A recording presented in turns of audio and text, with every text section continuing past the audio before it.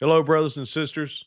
As we enter the final week of 2025, I want to take a moment to wish you happy holidays. Thank all letter carriers for all your hard work, particularly during this peak season, which, as we all know, is the most difficult time of year for us. But also take a few minutes to reflect on everything we've accomplished together over the course of 2025. In our busy day to day jobs and lives, sometimes it can be a challenge for us to take a step back and reflect. But I think after a year like this, one that's really unique in our union's history, it's worth reflecting on how the solidarity of our members kept us strong this year. This year actually started on a high note when the Social Security Fairness Act was signed into law. After 40 years of our union and our members leading the fight to repeal the windfall elimination provision and the government pension offset, it finally became a reality when that bill was signed into law in January. Thanks to the tireless efforts of our members, every single retired letter carrier is finally receiving the full Social Security benefits that they earned and that they deserve. Seemingly immediately after that bill was signed into law, Fight Like Hell was born. We held a Fight Like Hell campaign kickoff event at NALC headquarters in mid February. This event focused on the fights that we knew were ahead of us: our fight for a fair contract, our fight to keep our members safe from the many hazards and threats that exist, such as the increase we've seen in crime and the increasingly dangerous heat that we work in many parts of the country during the summer. Fighting to protect our fair and secure retirements, ensure that all letter carriers had the opportunity to have those quality retirements, and fighting to protect the Postal Service itself from those that may want to damage it through things like privatization. As it turns out, it was timely that we had banded together and adopted this Fight Like Hell motto, since just a couple of weeks after this, national media outlets started to report that the White House was planning to issue an executive order to restructure and, in our view, dismantle the Postal Service. This executive order would have jeopardized our jobs and retirements and really jeopardized the future of the entire Postal Service. There were a lot of people that just accepted that at that point, this executive order was imminent and were just sitting around waiting for it to happen. We did not. Within hours, NALC put out its first of many calls to action. The Speaker of the House and the White House, among others, they heard from us, from all of us. We hosted a major rally outside the Capitol with hundreds of NALC members and other supporters in attendance. And this all culminated on March 23rd when our branches and state associations all across the country held almost 300 Fight Like Hell rallies to send one loud, nationwide, clear message, and that is that we say hell no to dismantling the Postal Service. It was an awesome day that really showed the power of our solidarity. But not just showed the power, it was successful. An executive order of this issue never came.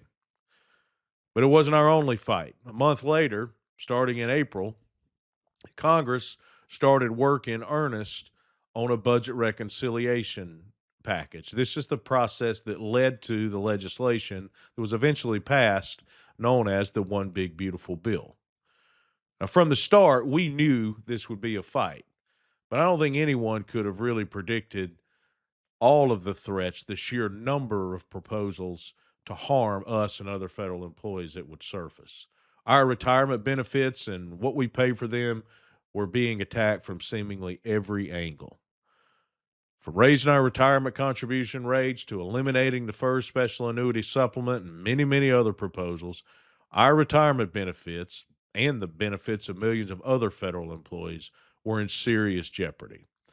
It was one of the most intense battles on Capitol Hill that our union has ever faced.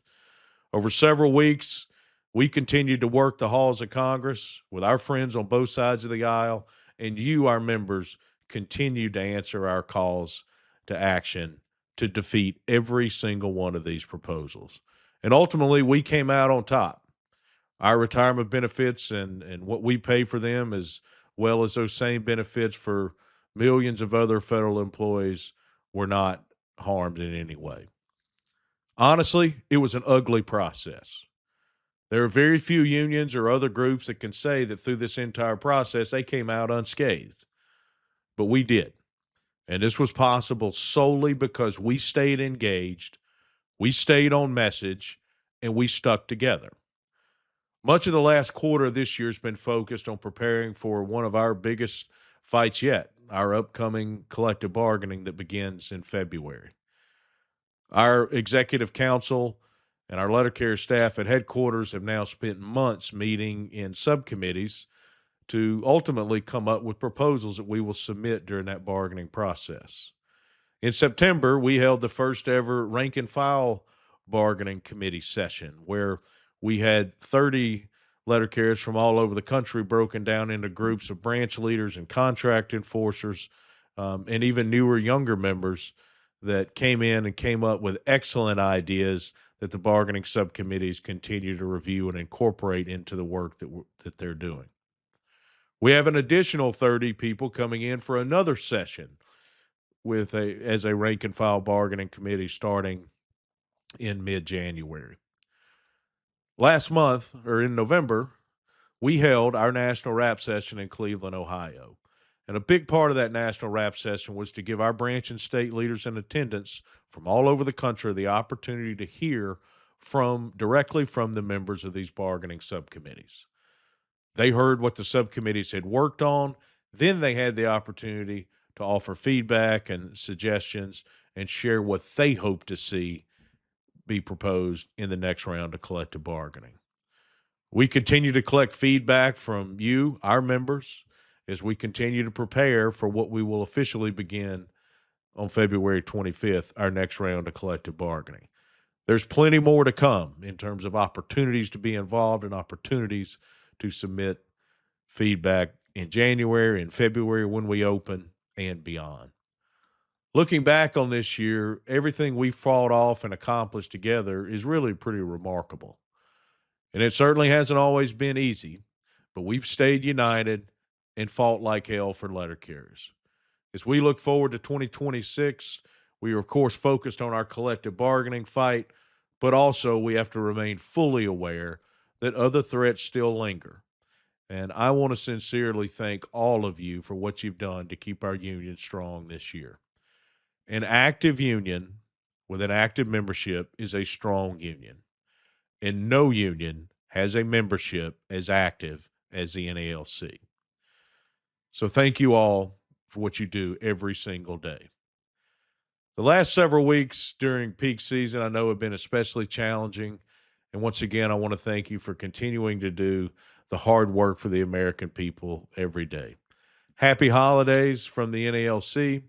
I wish you and your families a safe and happy new year, and I hope you'll join me in committing to continue to fight like hell in 2026.